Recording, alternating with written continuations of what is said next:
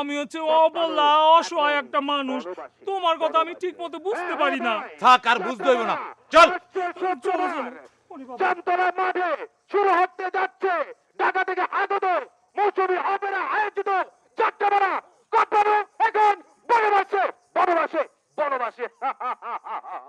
ভাই সব শুক্রবার সোনামুখী গ্রামে জামতলার মাঠে ঢাকা থেকে আগত মৌসুমী অপেরা আয়োজনে যাত্রাপালা কটবানু এখন বনে বাসে কটবানু এখন বনবাসে।